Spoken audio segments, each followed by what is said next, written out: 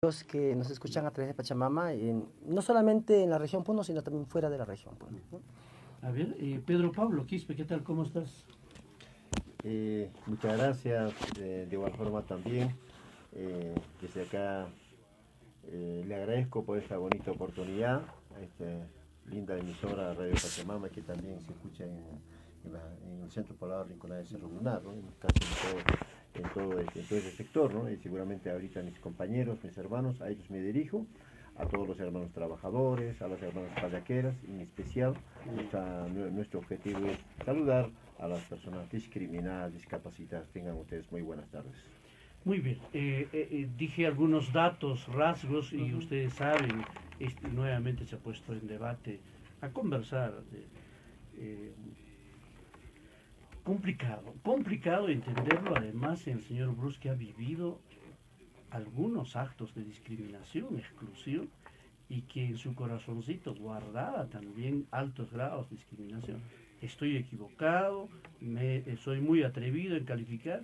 Por favor, ustedes, ¿qué piensan? Bueno, creo que tenemos que analizar esta situación, este hecho, en dos aspectos, no solamente en el racismo, sino también en el clasismo. Porque las expresiones del señor Bruce no solamente expresan una posición racista, sino también clasista, ¿no? La manera en que él trata, por ejemplo, a sus trabajadores o en el entorno en el que él se mueve, es un manifiesto de desprecio pues, a sectores populares, ¿no? Y algunas veces el sector popular está asociado al provinciano, ¿no? Entonces, ahí creo que hay una intersección, ¿no? No solamente de racismo, de discriminación por racismo, sino también discriminación por un tema de clase, ¿no?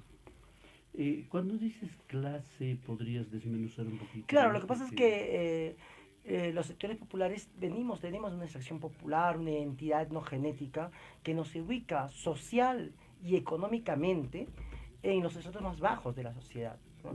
Y es por eso que este racismo no solamente se va a manifestar en la manera de cholear, por ejemplo, sino también en la manera que se trata, por ejemplo, a las personas de la periferia de Lima, pero también de las provincias, ¿no? El hecho de que las peores universidades estén ubicadas o estén orientadas a tener como mercado a los sectores populares, o que, por ejemplo, la contaminación minera afecte principalmente a las poblaciones campesinas, o que, por ejemplo, el nivel de la pauperización de la educación pública, ¿no? Que está dirigido al sector popular, por ejemplo, o al sector de estación social económico más bajo, ubica un racismo encubierto bajo parámetros supuestamente estatales y bajo parámetros también económicos, que denotan también una intersección de raza y clase, ¿no? Profesora Nancy, Este ¿cómo es ve un usted? tema recurrente y lo que ha dicho, a pesar de que ha pedido disculpas el señor Bruce, eso lo ha pensado y lo piensa y lo siente, porque así nomás no lo ha dicho, ¿no? Y es una situación un poco de menospreciar al provinciano y ver como un inferior a Vizcarra. Él nunca ha pensado de que podía ser presidente de Vizcarra, ¿no? Y lo ha dicho, ya se le ha salido. Entonces, y como lo has dicho tú al inicio, es una vergüenza de que él ha sufrido y sufre el tema de discriminación por su situación, no sé, su opción sexual, dice que no se dice opción, pero el tema de identidad sexual, él sufre todos los días, pero sin embargo, él reacciona de esa manera con los provincianos. Y como te digo yo, es un tema recurrente porque vas a ver de que muchos provincianos que viven años en Lima tratan también con desprecio a los provincianos, ¿no? ¿Por qué? Porque se creen por el hecho de vivir en Lima y ya son superiores. Entonces, ese es un tema de cultura, ese es un tema que hay que erradicar y eso no es fácil. ¿Por qué? Porque la gente que viene de provincias, cuando son de extracción más humilde, va a trabajos prácticamente que no lo tomarían ellos, ¿no? Entonces, eso más demuestra que los ven como inferiores a ellos. Eh, ¿por, qué, ¿Por qué continuamos trabajando este tema? Porque todavía este tema del 80% de que la población nacional se considera racista. O sea, no solo hay racismo del blanco al color opuesto, morenito, Cobrizo. café, cobrizo, como dicen, ¿no? sino también desde aquí para ellos. Claro, lo que pasa es que también en las últimas décadas también se ha construido una victimización de la población, digamos, blanca, si queremos decir blanca porque no sé si exactamente, ¿no? También hay una construcción de un racismo invertido, ¿no? Entonces todo ese es el tema del racismo se va diluyendo en el cholear, ¿no? En esa capacidad de cholear a uno o a otro, o en el eufemismo de que todos somos peruanos. Cuando en realidad el concepto, digamos, de República de Perú no tiene recién, vamos a tener 200 años, ¿no? Tenemos una tradición milenaria, una cultura milenaria que trasciende al bicentenario, ¿no?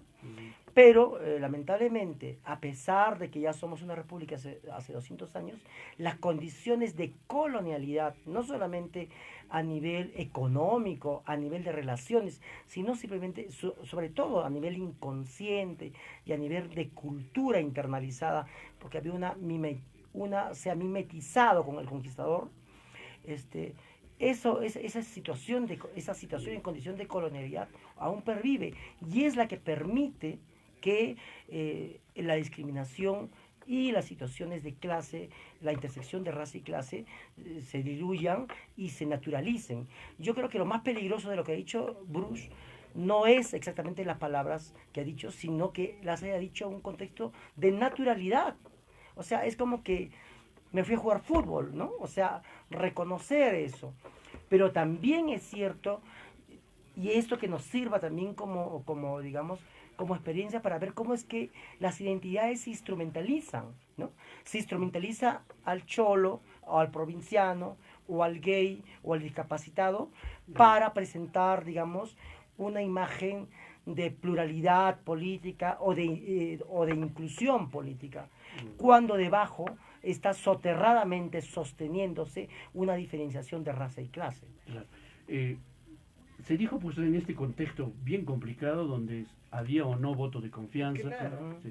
claro, bueno, yo creo que el pueblo o la mayoría sabía de que eso iba a ser así, porque el Congreso en la vida iba a negar el voto de confianza. Han aprovechado la tribuna para insultar, humillar hasta cierto punto al presidente y al premier, ¿no? Pero en el fondo todo el mundo sabía, algunos inocentes creen que no iban a dar voto de confianza, pero sí se dio en ese contexto. Y lo raro es de que Bruce reaccione de esta manera, porque no tenía absolutamente nada que ver el tema en este contexto. Y es un poco lo que dice Jesús, ¿no? Pero lo que tenemos que tener en cuenta es de que esta clase precisamente, los blanquitos, como se ha llamado Bruce, porque él se ha incluido en los blanquitos. Aunque él tiene ¿sí? muy poco de blanco, ¿ah? No, Tiene más de Mario, samba. por eso te digo, yo me refiero a Sí. que él se ha incluido Claro, en los blancos, ¿no? porque mucha gente piensa que porque vive en Lima y Sí. tiene el rostro pálido es blanco, ¿no? Y eso es mentira, porque yo te aseguro que si nosotros nos vamos a Lima, vamos a aclarar nuestra piel. Entonces, en ese contexto, él toca ese tema y esto demuestra una vez más de que se utiliza el voto de las clases populares, como son ahora el voto homosexual. Si podemos captar ese voto homosexual, qué bien, vamos a captar. Si podemos captar el voto de las minorías en el tema qué sé yo, allá de los barrios, de los campesinos, de Aymara, porque utilizamos mucho y precisamente los blanquitos son los que utilizan el tema Aymara, los hermanos aymaras y quechuas, ¿no? Y entonces estamos tocando ese tema y cómo yo capto ese voto. Y lo que ha dicho Bruce no lo piensa él nomás, lo piensa un montón de gente, la gente que solamente se prepara para ganar las elecciones, no para gobernar. Nadie se preparó para gobernar, y eso lo demuestra no solamente a nivel nacional, sino también en la presidencia, sino también en los gobiernos locales y gobiernos regionales.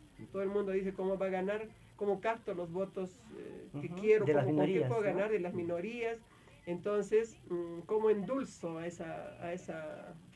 esos votantes de tal manera de que pueda captar esos votos. Y entonces gano y no sé cómo gobernar. Y Bruce es una manera de despreciar definitivamente a los provincianos. Se planteó desde el Ejecutivo, en este caso el presidente de la República, Vizcarra, podemos estar de acuerdo o no con él, pero finalmente encarna al país. Sí, es el representante. En el extranjero no hablan de Jesús Alegría ni de Juan, ¿no? Sino hablan de Martín Vizcarra. O sea, que bien, mal, en fin. Que lo haya dicho eso es un poco complicado, nos toca, porque de alguna manera nos representa a la nación un presidente de la República, ¿no? Claro, yo creo que adicionalmente justamente es una crítica también a la representación política. O sea, él está diciendo, yo no me siento representado. El subtexto es que Claro, está diciendo, no me siento representado por este provinciano, ¿no? Un poco más se podía ver, si le soltábamos quizás un poco la cuerda, decir, no me siento representado por este indio, ¿no? O por este cholo, ¿no? Entonces, eso es lo que en realidad está detrás. Es como un discurso oculto que va debajo. Pero eso también nos debe servir, digamos, de la oportunidad para cuestionar también los modelos de representación política. Si tenemos una legítima representación política y no solamente legal, porque lo que tenemos en este momento es un legalismo electoral, pero no tenemos una legítima representación. Son 200 años o sea, el bicentenario va a ser un bicentenario de 200 años de invisibilización. O sea, no nos olvidemos que el voto de los hombres analfabetos, de los ciudadanos analfabetos del Perú, no tiene más de 50 años. Poquísimo tiempo. Más, también ¿no? las mujeres. Y las mujeres recientemente. 1955. Claro, ¿no? Y en este momento está en discusión, por ejemplo, el tema de la consulta previa a las comunidades originarias. ¿Y quién decide quién es originario o no? El Ejecutivo. O sea, 2 o 3 señores o un grupo de señores en un escritorio terminan decidiendo quién es indígena y quién no es indígena. Claro. Entonces, eso también pone en discusión las relaciones económicas y las relaciones de poder que existe dentro del país. O sea, eso creo que no hay que desaprovechar Hay que perder de vista. para hacer una crítica mucho más sustancial y no solamente al hecho anecdótico, ¿no? Bien. Uno de los proyectos que debe reformar es la paridad, por lo menos en la vida política. Ojalá existiera paridad en todos los ámbitos, ¿no? Pero saltó inmediatamente una mujer. Sí, la congresista Beteta. Sí, ¿no?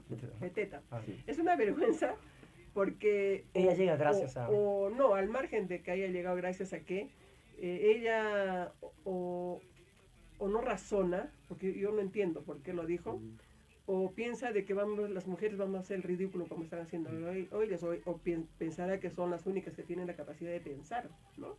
Porque dice, no podemos obligar a las mujeres a participar en política.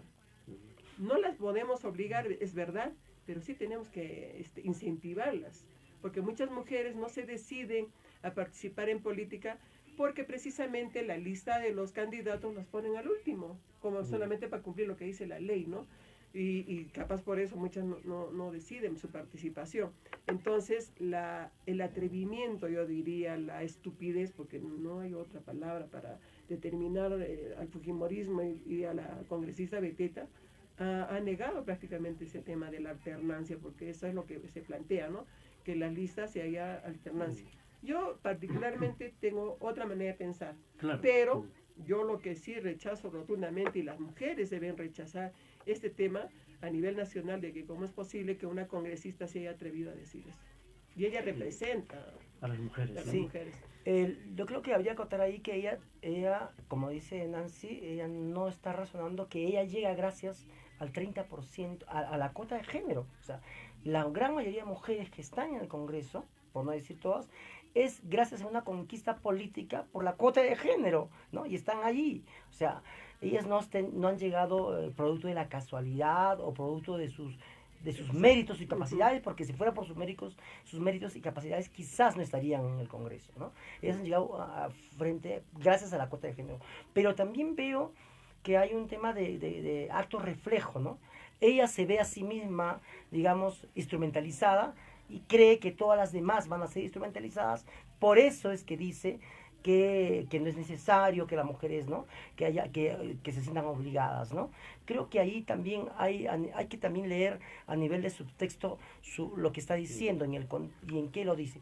Ahora, creo que el tema de la paridad Es cierto que es necesario porque la mitad del país hay hombres y mujeres, pero creo que la representación política también termina siendo, digamos, poco representativa si es que no se incluye, por ejemplo, los diversos grupos étnicos que hay en el país que se sienten en el Congreso con todas sus manifestaciones culturales, con todos sus valores y cultura, ¿no? O sea, la no aplicación de manera extendida, por ejemplo, de lo que hacen las rondas campesinas en la aplicación de la justicia, la administración de justicia, es una manera también de despreciar a otra forma de hacer justicia, como si la única forma que de hacer justicia fuera la romano-colonial o la romano-germánica colonial, ¿no? Bien. Y en el país convivimos un gran número de culturas, ¿no? Bien, y en la parte final, profesora Nancy Rosell, esto lo que nos está pasando en el país no debe repetirse, ojalá nunca, ¿no? Pero racismo, desconfianza, falta de representación, en fin, debe corregirse. Claro, él ha dicho me he equivocado, algunos es abrupto, pero... No, como yo decía al inicio, lo que piensa él, lo que siente interiormente lo ha dicho. Ahora que se dio cuenta que no debía decirlo, es otra cosa, y ahí a pedir disculpas. Y también quiero aprovechar lo que ha manifestado Jesús, ese es el tema. Cuando aparece la ronda, conoce la realidad, allá en Carabaya, específicamente en Corani, es que la ausencia del Estado por el tema de Sendero, el tema de la guerra interna, no hay ausencia de Estado, no hay policía, no hay nada. Entonces la ronda asume la responsabilidad de poner, de ordenar, inclusive el tema de abigeato, gracias a la ronda desaparece y todo eso. Ahora ya se ha cumplido su papel la ronda y ya no nos dejan actuar. ¿Por qué? Porque el Estado, por su conveniencia, dice quiénes son originarios, quiénes no son. Tú tienes derecho a votar porque eres originario cuando ya he conquistado tu pensamiento, pero el otro no tiene derecho a pensar porque el otro está rechazando que entren las empresas mineras, ¿no? Hay muchas cosas que analizar y yo lo dije, si no vamos a trabajar en este tema, no nos falta absolutamente nada para llegar al bicentenario. El bicentenario va a ser desfiles, homenajes, discursos, aplausos y los pobres alumnos desfilando todos los días para demostrar eso. No vamos a cambiar, tenemos que cambiar de esquemas mentales y la actitud de muchos congresistas como la de Bruce, como la de Beteta, demuestran que definitivamente no hemos cambiado absolutamente. Muy bien. Jesús, Sí, yo lo único que quiero decir que hay que aprovechar esto para reflexionar de lo que se viene en el bicentenario. O sea, el bicentenario del feminicidio, el bicentenario de la exclusión, el bicentenario de la discriminación, del racismo. O sea, si surgió digamos, la violencia interna, fue justamente por una ausencia del Estado, porque estábamos en una situación casi semifeudal, donde había gamonales y hacendados que hacían lo que se les daba la gana.